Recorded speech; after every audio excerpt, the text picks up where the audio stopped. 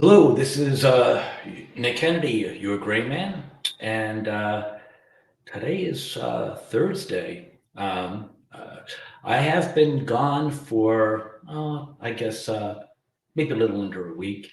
The reason is because this is a hobby of mine, but I actually have a job in the technical field. I believe most of you probably know that.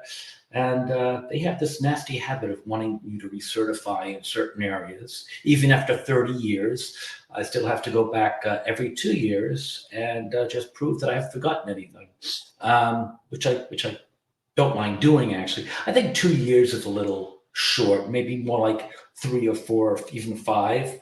But every 2 years just seems like a little bit uh, overkill. But they're the ones that are the powers that be. So I go and I certify. But I am back now. And this is part two of my crushes. These are women that I started part one last week that I've had mad crushes on from when I was a little knee-high lad until today. A lot of them I still carry a torch for today. Before we begin, I just wanted to give a shout out to my Nigerian brother, the big K out there. He's got some stuff he's dealing with business, and when he's finished, he's going to come back and just want you to realize, big guy, we miss you. We got the seat warm, waiting for you. When you can just let us know and slide back in there. Got a few ideas we could do together. One of which is I would love to do a show on African culture and American movies and how they influence us. I think that would be a really interesting one. And I know you're the man for that. So come on back when you get some time. Anyway, with no further ado, I believe I left off last time talking about Christina Aguilera. I mentioned that album she did in 2005, kind of a throwback to the big band era, before my time, believe it or not. Yes, there was time before me. And don't remember the album still, but it had "Ain't No Other Man" and "Candyman," and it was a fun album. Um, it was a fun album, kid, in 2005. Not to a lot of fanfare. I don't think it was probably one of her more successful albums, but I liked it, and I think she looked really hot in it. So kudos to her for that. Moving along, the next one is Salma Hayek. What can I possibly say about Salma Hayek that is not already said? Very, very smart woman, very good businesswoman.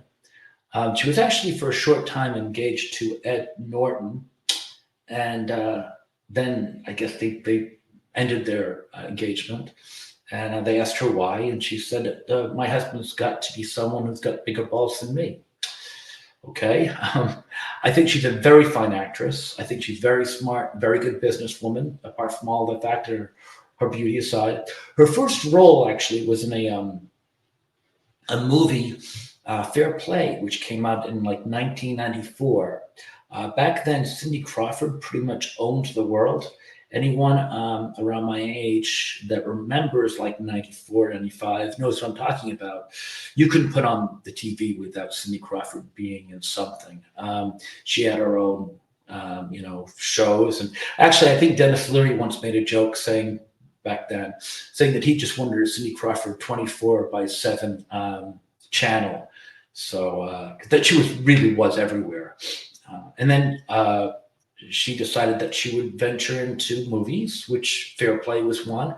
And there was a scene where a very angry Latina woman came in, and one of the bald ones was in that. I think it was Stephen, although I know it wasn't Alec. It was one of the other bald ones, Billy or Stephen or somebody. I want to say it was Stephen, but I could be wrong. But anyway, he played the male star, and he had an angry girlfriend that came in the police station and yelled at him in Spanish, I think. And anyway, that was Salma Hayek. I believe that was her first appearance ever, and that was 1994.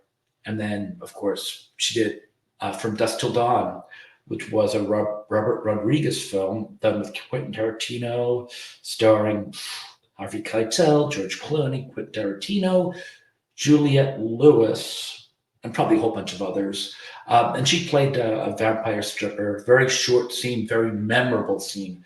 For those of you who like Salma Hayek and have not seen it, I would go to YouTube and look that up. It's only about 3 minutes, but it's wow, it's 3 really hot minutes. Yeah, so she did that movie with Fair Play with Cindy Crawford. And getting back to what I was saying about Cindy Crawford, that she was everywhere. And then she made the bad decision that she wanted to try her hand at singing in a commercial, and there was a Charlie commercial. Now, this woman did absolutely, it was Cindy's world, and we just lived there until this commercial. And she got in it, and she was, dancing, looking hot, that's fine. And then she decided to sing at the very end, and they call it Charlie. And if you think my singing was just bad then, and I'm sure it was, hers was much worse. And that one line, just everything stopped. She just went from being, the goddess of everything, seen and unseen, to a laughing stock. And as a matter of fact, I remember I was watching Saturday Night Live back in those days. The show was actually funny. It didn't just grandstand politics. They actually tried something called humor. And David Spade was doing like the Hollywood Minute on the Weekend Update. And he was a very funny guy, always with quips and jabs. He probably couldn't get away with that now. But he showed a picture of Cindy Crawford. And he's like, and they call it tone deaf. So it would be funny if you saw him do it. But anyway, yeah, that was funny. And then her popularity. I mean, she's always popular. She's popular now, but you can't compare it to before and after the commercial. Believe it or not, that one singing line just destroyed her empire. I mean, like I said, she does not want for any money or fame or her beauty. She still has it. But I'm just saying that the heights that she reached was significantly reduced for that one line, one commercial. Moving on, Penelope Cruz. Oh, now the interesting thing about Penelope Cruz, besides the fact that she's like besties with Salma Hayek, is she did a movie, Spanish, or I'm not sure it was South American somehow or Spanish, but it was called Open Your Eyes, and it was in Spanish. And it was a pretty good movie. I actually liked it. I did see it, but it was subtitled in English. English doesn't bother me. Although now I can actually speak mostly Spanish, so I probably wouldn't need the subtitles. But regardless. And then there was a remake of that movie called Vanilla Sky, starring Tom Cruise. And she actually played the same role she played in the original in the remake, only she spoke English. And she did it with Vanilla Sky and Tom Cruise. They dated. There was a little joke going if they married. She didn't have to change her name, although they're spelled differently. But they had a thing going, and then they didn't. I think it was short-lived. But as far as the movie critic in me, if you want to see the original and you don't mind English subtitles, highly recommend you see. I think it was called Open Your Eyes. Vanilla Sky, take a pass. I liked basically Tom Cruise. Say what you want about his politics and all that. He's a true talent. I like him because he's really a man. He won't let himself be emasculated. Nowadays, when you see people like Chris Hemsworth, embarrassing himself, looking like an idiot in some movies, or most recently, David Tennant, basically humiliated in Doctor Who. Tom Cruise, I would be surprised if he ever let himself be emasculated on film. You got to say that much for me. He's a man. I mean, no doubt, he's a man. And anything else, he's miscast a lot of things. He never should have those Reacher movies. I'm a big Reacher fan. The TV has gotten a guy that pretty much nails it, except he's too pretty for the book Reacher. The book Reacher is kind of a guy with scraggly hair and a beard, but I mean the physique, yes. 6'3", 250 pounds. I mean, every bit like a gorilla. That's what Reacher should be, not Tom Cruise. These are one of those tangents I get off, by the way. But anyway, so Tom Cruise is a great actor, by the way. Magnolia, one of the best performances I've ever seen. So I would not say I'm a big Tom Cruise fan for a few reasons. I think, you know, I think his ego should be checked at the door a little bit. But you can't deny the guy's a real man, and then the guy can act the lights out. You know, all the respect in the world to Tom Cruise. I'm not sure I'd want him over for dinner though. But anyway, getting on. Penelope Cruz, if you don't mind subtitled movies, Volver. She did that excellent movie, very funny movie. I have that. I watch it occasionally. But yeah, beautiful, beautiful woman. Yeah, absolutely. Next one is Nia Long. Nia Long. First time I heard about Nia Long, was back in the days where I worked in theaters. There was a movie made in America, I believe it was called, with Ted Danson and Whoopi Goldberg, who were at the time engaged. Isn't that kind of weird? Actually, at the time, it was weird. And looking back, 30, 40 years later, whatever it was, still seems weird. But they were. And they dated up. I think the movie's, if I'm not mistaken, it was something to do with the fact with they found out that Ted Danson gave the sperm to a donation egg, which Whoopi had and made Nia Long, and somehow Nia Long, who's obviously black, had to deal with the fact that her father was some Texan white guy. It was an okay movie. I mean, as far as silly movies go, it was fine. One thing that did catch my eye was this young girl, Nia Long, probably about 16 or 17 at the time, who I really thought was going to be a real, big hitter, heavy hitter when she got older. Don't think she ever reached that height, unfortunately. But it's kind of interesting when you see these young people, coming up and think, oh, I bet they're going to set the world on fire. Sometimes they do, like Selena Gomez. My son used to watch Wizards of Waverly Place all the time, and I could tell that girl's going to be a star. And lo and behold, she is. Not for her medical reasons. I think she would be even a bigger star. Anyway, moving along. Oh, this one is not quite part of the. It's a worthy mentioning because it was like one thing one night back in like 99, 2000. Generally, yeah, she's had like really attractive times over the period of time. I wouldn't say I had a crush on her. We're talking about Britney Spears. But she had definitely some moments where she was very attractive. Was dating a woman back in like the late 90s, early 2000s when that award show came out. Up the MTV. I don't remember what it was. But the woman I was with was just, tired of Britney Spears. Britney's this, Britney's that. I'm so tired of that woman. And she's going to perform. And it was the performance where she came out with that nude outfit, which afterwards a lot of women copied it. Heidi Montag, I think, was one that just popped into my head. But anyway, but at the time it was new. It was different. And she came out and she looked new. Of course, she was fully dressed. And she put on a hell of an exhibition. And everyone just, the mouth dropped and were mesmerized. And when she was done, the woman I was dating turned to me and said, I will never say another bad thing about Britney Spears for the rest of my life.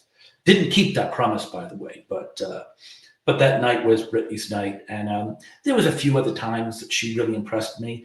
For me, I think where she jumped the shark was the shaving of her head. You can't unsee that. And whenever I see Britney now, I have that in the back of my mind, what she looked like when she was bald, which, probably no worse than any other woman bald. I'm not a big fan of baldness on women. But anyway, moving on. Charlotte McKinney. Charlotte McKinney is probably not one of those better known models. She's mostly known, I think, for her Carl Jr. burger commercial, and there's a few other things she's done. Very busty, very beautiful, blonde hair, blue-eyed. I kind of equate her kind of getting popular because of Kate Upton, who's actually my next thought. I can do them both together since I kind of plugged them in the same mold. But Kate Upton was told all her life, when she was growing up, that she was too fat, she was too big, she was too this, she was too that. They said she couldn't be a model. They don't like models that are big busted and curvy, really curvy, not heavy, like overweight, but I mean real curves. And she was just so no, no, no, no, no, and she plugged away at it, and she found Sports Illustrated, and the rest is history. And Kate Upton is just, I can't say enough wonderful things about her. Not only is she beautiful, she's also smart enough to marry Justin Verlander, one of the greatest pitchers in my lifetime, actually. Never says anything stupid, doesn't talk politics, keeps within herself. Her agent or her press agent or her manager or somebody has really taught her the ropes. I've never known Kate Upton to embarrass herself or say anything to get anyone upset. The long thing that I remember actually was when Rick Michello won the Cy Young, pitching for the Boston Red Sox, my team. He won the Cy Young over Justin Verlander. She came out and said that she thought that her husband got robbed. Didn't bother me. I'm glad Rick Michello got it. Did she have a point? Yeah, she had a point. I would still think Rick should have won it, but nothing wrong with a woman coming out and defending her husband. Kudos to that. And like I said, Kate Upton's done nothing that's ever offended me or bothered me. So she's A-okay in my book. And I think Charlotte McKinney, going back to Charlotte McKinney, came in right under the coattails. With nothing wrong with that, by the way. When people started being a little bit more open-minded about what models should look like, Charlotte McKinney came in, maybe not as a little thinner, let's say. Kate Upton can handle her weight. There are some women that can, and she was never fat. I've never seen Kate Upton fat, but she can put on 5 pounds and still look outstanding. Charlotte McKinney, not quite the same bod, but very busty, very blue-eyed, very blonde. And I think that, Kate Upton opened the door and Charlotte McKinney rightfully hopped in there, and good for her. Very beautiful woman. Next one is Yasmine Bleeth. Of all the Baywatch girls, obviously Pam Anderson. I mean, again, she's like Raquel Welch. Who didn't love Pam Anderson? And there was a lot of beautiful women in Baywatch, but the one that I really had a torch for was Yasmine. And her character, Caroline Holden, oh my God, I watched it all the time. The only issue is I had to have the sound up, unfortunately. If I turn it down, my wife at the time would, get angry. If you got to watch it, turn the sound up. And well, anyway, there was actually a Friends episode where Joey was watching Baywatch, and he was just like mesmerized. It's like, Yasmine, run like the wind, Yasmine, which is probably, I think, he spoke for all of us at the time. She was great when she was running. Beautiful woman, she's fallen on hard times now, I guess. Gained a little bit weight, but I think of her back in the mid 90s, maybe even the later 90s, and I still hold a torch for her. Next, Nikki Cox. Nikki Cox got her start on a program, Unhappily Ever After. That was actually done by the same team that did Married with Children. If you liked Married with Children, I'd recommend you might want to give Unhappily Ever After a shot. Same kind of brainless humor. Not going to say for whales or anything. But if you got like 25 minutes you want to kill, I think they're pretty much all on YouTube. And it's brainless fun. Very self-deprecating. Same old story. Miserable father. His only friend is a stuffed rabbit that talks back to him. And Nikki Cox, though, she was probably about 16 in that but boy, she was beautiful. And that show ran for about 4 or 5 years. And then it ended unceremoniously. It was like I said, not a great show.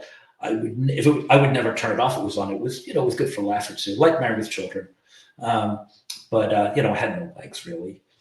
After that, she did a show called Nikki, where she played a Las Vegas chorus girl, showgirl, and that was on for probably less than a season. I want to say maybe about a dozen episodes. I saw them all because I love that woman to death. I think she got her start, by the way, as an alien on Star Trek Next Generation, which is funny because you look back even under the alien makeup, you can kind of make out who it is. She might have been in that Paula Abdul video, "Forever Your Girl" too, if I'm not mistaken. Um, anyway, getting back to the point here. So yeah, so Nikki Cox, and then she did Vegas with Dosh Dumel, and I think James Caan. She was in that for, I don't know, like 80% of the episodes, maybe 4 out of 5 seasons, 5 out of 6, whatever. Not sure what happened, but then she left me because she married Jay Moore, and then disappeared. And I really don't know much about her. I'd love to see her. Think about her a lot, actually. Jay Moore has divorced her. He's talking about she locks herself in a room and does a lot of drugs and all this kind of stuff. Who knows if that's true or not? I prefer to think that it might be just the bitterness of divorce, but who knows? But a very beautiful woman, and I would like to see her again. And hopefully she's doing well. But she is kind of a recluse. Now the next one, Scarlett Johansson. My crush for her is not what it was. When she came on, I really had a thing for Lost in Translation with Bill Murray, directed by Sophie Coppola, who proved that she was a much better director than she was actor. Yeah, I still think about The Godfather 3, which that was an unfortunate mistake. Well, what I understand, though, I mean, she did a terrible job in acting in that movie, playing Al Pacino's daughter, Michael Corleone's daughter. But what I heard was, I won't swear by this, but I tend to believe it, was that they gave it to her the last minute because what they were doing is they were eyeing an actress, Rebecca Schaeffer, who at the time was doing a USA show called My Sister Sam with Pam Dauber. And again, this is just what I hear. I'm not, take this with a grain of salt, but this is what the rumor mill has churned out, that when she was going to get ready for one of her last rehearsals before she got the role, there was a ring at the doorbell and she answered it. And of course, we know that she was shot down dead in cold blood. And apparently Francis Ford Coppola panicked because she was going to get the role and she was an accomplished actress. And he just plugged in his daughter. So regardless, if that's true or not, what's done is done, and it was tragedy, certainly. But the point of the matter is she was a great director, very, very, one of my favorite directors, and she did an outstanding job in Lost in Translation. Scarlett Johansson, I thought, was very good in that, very beautiful. She also followed that up with a lot of movies, very impressive. She's an underrated actress. Love Song for Bobby Long is a movie she did with John Travolta. And I think that's very underrated. I've come across it for those movies that I just happened to see on streaming. I'm like, why not? I like Scarlett Johansson. I kind of like John Travolta. Let's watch what they can do together. And it ended up being a very good movie. And I forget the guy's name, but whoever played the lead lawyer in the show Suits with Meghan Markle, I want to say it begins with a G or something. Anyway, he's also in that movie. And the whole movie just works for me. So if you get a chance, Love Song for Bobby Long. Anyway, with Scarlett Johansson, I just think she's kind of gotten a little bit beyond herself. Oh, that means that I'm going to be running along if I don't move things. So I mean, I think she's probably getting a little bit, beyond what she is, which is a beautiful, talented woman, no doubt. And I get the feeling that she's maybe,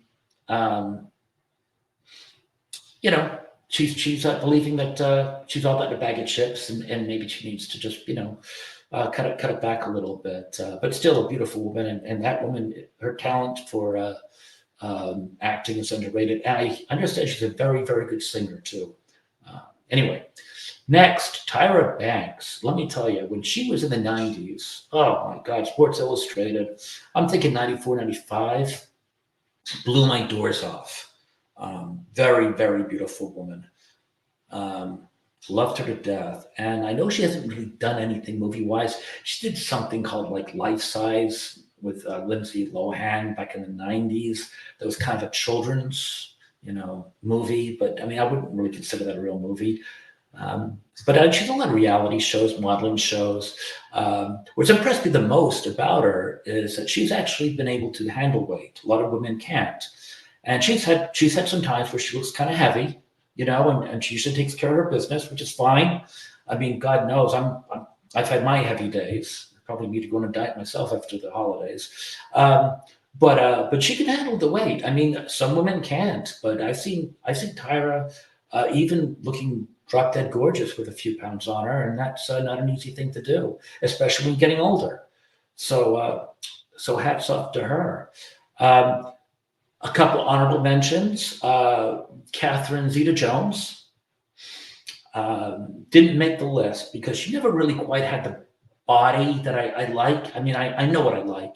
But I mean, if anyone who saw that movie Entrapment with Sean Connery, boy, there's no denying that she was, she had it all going on. No doubt about that. But so, yeah, I mean, I would put that kind of in the same thing as like when I mentioned Britney Spears. There was a moment in time where, right around that, I want to say it's the late 90s where she did Entrapment. There's one scene where she's showing how she can beat the laser lights as a burglar. And I think anybody of you guys or women, no judges here, no judgment here, that likes women, I mean, if you saw that scene, you know exactly what I'm talking about. Let me think if there's anybody else that I might have left. Oh, Jennifer Love Hewitt. I adore that woman. Loved her. Yeah, I mean, Heartbreaker is a movie with Gene Hackman and Sigourney Weaver. Wow. Don't really like slasher movies, but anytime Jeff Love Hewitt puts a white tank top on, I'll be there. I know what you did last summer. Client List haven't seen all the Ghost Whisperer. And I think she's actually got a role in that show 911. At least did for a while. Not sure she's still doing that, but oh boy, that woman, she's got it all going on big time. Well, with that said, that's kind of we're going to leave it up. I'm sure I missed some out, and I might revisit this list going on a little later. What I think I'm going to do next, either tonight or tomorrow, is I'm going to do one on the last year or so of movies made by Marvel and Disney, and just see how they've done at the box office. Because I think a lot of people are doing shows on that. I try not to do a lot of politics here, take sides. I just, I want to just talk about the truth. Anyone who remembers that show Dragnet, Jack Webb, back in the 60s and 70s, I'm sure a lot of you don't know it, but there were two policemen, and they'd go over, and a woman would be, called the police, and she'd be going on and on and on. Oh, he was this and that, he was mean to me. Like, just the facts, man, just the facts.